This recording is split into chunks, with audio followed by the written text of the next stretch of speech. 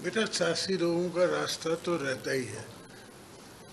हम कोशिश कर रहे थे, जिस तरह मैंने पहले दिन कहा कि मुल्क जिस हालात में है, इसमें हम सब मिल के मुल्क को बचाने की कोशिश करनी पड़ेगी और बचाना पड़ेगा। तो उस सोच से मैंने इनको भी दावत दी थी और काफ़ी वो तैयार थे, आ गए थे। फिर मुझे नहीं पता कि अचानक उनको क्या सोच आई। ये तो उनसे पूछा जाए कि वो रात को 12 बजे मुझे मुबारक देने आते हैं और मुबारक लेने आते हैं और सुबह को कहीं और चले जाते हैं। ये तो उनसे पूछना पड़ेगा। जरदारी साहब, ऐसा है कि एक तो आज एक दो चैनल में इस तरह की लाजानी गुफ्तगू की गई कि जरदारी साहब ने नवाज शरीफ साहब से कुछ नाराजगी का इजहार किया कि आपके रवैये की वजह से जिंदगी का गई है। मैं ये नहीं कहती सही है, बल्कि किस तरह का एक दिया गया तौर। दूसरा ये कि बलूचिस्तान की माशाल्लाह 3 पार्टियां आपके साथ आ गई हैं, 3 लोग आ गए बलूचिस्तान 3 पार्टियों के लोग। लेकिन अब सिंध के MKM और शहरी सिंध के और पंजाब से जो बाकी हैं मजीद कब तक आ गए? सर, मैं आपसे अर्ज करूं कि उनसे भी डायलॉग है, उनने भी हमसे वादे किए हुए हैं। उस पर डायलॉग पे CM सिंध और सिंध की कैबिनेट आई हुई है, उनसे डायलॉग कर रही है। इंशाल्लाह वहाँ से भी आप कुछ अच्छी खबर है। एजाज, जिन जमातों के साथ आप इंगेज हैं, जिनको लेकर आप तरीक़त में कामयाब बनाना चाह रही हैं, इनके लिए तस्वीर ये आम है कि ये इस्टेब्लिशमेंट की जमातें चलती हैं। तो मसला ये है कि जब इस्टेब्लिशमेंट गैर जानदार है तो ये मामला ये उलझ क्यों गया है, ये आसान क्यों नहीं हो पा रहा? कहीं इस्टेब्लिशमेंट डबल गेम तो नहीं कर रही कि कुछ को इधर इशारा कुछ को इधर इशारा, हुकूमत में जा रहा है कोई अपोजिशन? मसला कहाँ पे फंसा हुआ है? वो कहते हैं ना, devil is in the details. तो डिटेल्स में बातें हो रही हैं, डिटेल्स में कानून साजी होनी है, तो उस पे डायलॉग शुरू हो रहा है। डबल गेम अलमदार हमेशा ही होती है। सरदार साहब, ये बताइए कि 4 साल आप समझते हैं कि वो नाकाम हुई और आप एक आईनी और जमहूरी तरीक़ाकार अपना के तहरीक आज़म एतमाद लाए, तो अपोजिशन के पास क्या प्लान है? मसाइल भी हैं, इन मसाइल का हल कैसे निकलेगा? इंतखाबात भी हो रहे हैं, तो प्लान क्या है अपोजिशन का? अगर हुकूमत को आप घर भेज भी देते हैं, आपको उम्मीद है कि तरीके में एतमाद कामयाब होगी, तो आपके पास क्या प्लान है कि मसाइल हल और आप आगे भी बढ़ें? इंशाल्लाह हमने पहले भी जब इक़्तिदार संभाला था, जब मुशर्रफ साहब थे और वो चले गए, तो उनके बाद भी हमने संभाल के वो भी इसी नज पे ले आया था, इसी जगह पे हम पहुँच गए थे। आपको याद होगा कि उस वक़्त भी वीट की इंपोर्ट की बात हुई थी, वीट इंपोर्ट हो रहा था, शुगर इंपोर्ट हो रही थी, लोगों के पास खाने को नहीं था, लोगों की तनख्वाहों के इश्यूज थे, हर किस्म के मसले वो हमने सॉल्व किए थे। तो इंशाल्लाह इत्तेफाक बैठ के और इनफैक्ट साथ मिल बैठ के हम आइंदा का रास्ता भी बना लेंगे। खालिद, क्या आप इतबार कर सकते हैं कि फ्यूचर में ये लोग आपके साथ रहेंगे? क्योंकि 3.5 साल ये लोग गवर्नमेंट के साथ रहे, और क्या आप सोचते हैं कि फ्यूचर में ये आपके हमनुमा बनेंगे?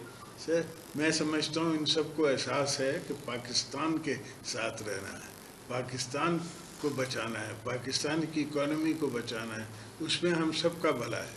ये भी बचते हैं, मैं भी बचता हूँ, हमारे आने वाली नस्लें भी बचती हैं। तो ये सब मेरे साथ जो दोस्त आ गए हैं, आज तक मैंने वोटरानी साहब को पहले नहीं कहा कि आप मेरी पार्टी में आ जाएं, इसलिए कि मैं समझता हूँ सबके हालात, और इस वक्त जब मुझे ज़रूरत है तब मैंने उनकी तरफ नज़र दौड़ाई, तो उनने मेरे वालेकुम सलाम करके और कहा कि मैं आपके साथ खड़ा होने के लिए तैयार हूँ। तो इस तरह के काफ़ी दोस्त हैं जो पाकिस्तान का सोच रहे हैं। कुछ दोस्त सिर्फ पावर की बात कर रहे हैं, हम पाकिस्तान का सोच रहे हैं। पावर तो आती जाती चीज़ है, उसकी कोई वैल्यू नहीं है हमारे।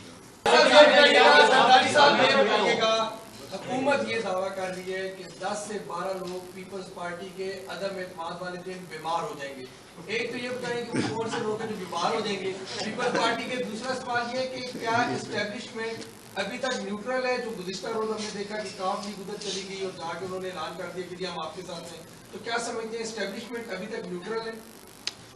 मेरी उम्मीद है اور میں سمجھتا ہوں کہ اسٹیبلشمنٹ نیوٹرل ہے، باقی سیاست کھیلنا سب کا کام ہے، ان کی تھوڑی سی تنگ نظری ہے، پرویز الہی صاحب کی سمجھتے ہیں کہ ان کو وہ بنا سکتے ہیں، میری نظر میں وہ پی ٹی آئی ان کو بنا نہیں سکتی، وہ ووٹس نہیں ہیں ان کے پاس پنجاب اسمبلی میں، اور جہاں تک یہ دوسرے لوازمات ہیں یہ تو ہوتا رہتا ہے، اس طرح تو ہوتا ہے اس طرح کے کام۔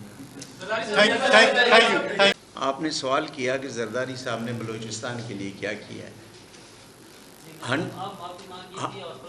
تو دیا تھا نا 100% NFC 102% NFC کا ایوارڈ بڑھا، دوسرے صوبوں کو کم کر کے بلوچستان کو دیا، اور پھر اس میں یہ کنڈیشن ہے کہ جی اگر ٹیکس کلیکشن پورے پاکستان میں کم ہوگی تو باقی صوبوں پہ کٹ لگے گا لیکن بلوچستان پہ نہیں لگے گا۔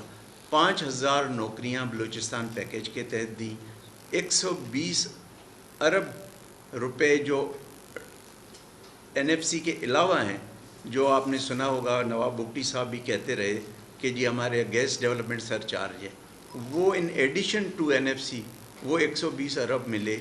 17 جب ہم اس وقت نئی گورنمنٹ بنی تو 17 ارب روپے اسٹیٹ بینک کا اور ڈرافٹ تھا، وہ فیڈرل گورنمنٹ نے اپنے اوپر لیا۔ مولانا واسع صاحب کو پتہ ہے، بیٹھے ہیں نا یہاں، تو اتنا کچھ کیا بلوچستان کے لیے۔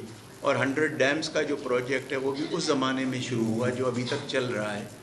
وندر ڈیم زرداری صاحب خود آئے تھے گراؤنڈ بریکنگ کرنے کے لیے، جو 13 ارب کا ہے، کام چل رہا ہے، تو بہت بلوچستان کے لیے کیا۔ اب ہم نے وہاں صحیح خرچ نہیں کیا، اس کا تو ذمہ دار نہ مرکز ہے نہ زرداری صاحب ہے، وہ تو پھر ہم اپنے آپ کو دیکھیں۔ اور ایک ساتھ بات بتاتا چلوں کہ میں نے ڈیمانڈ کوئی نہیں رکھی ہے زرداری صاحب سے، نہ اندر کمرے میں نہ آپ کے سامنے، کوئی ڈیمانڈ نہیں ہے، اور ڈیمانڈ رکھ کر کوئی مار نہیں کھانی ہے میں نے زرداری صاحب سے۔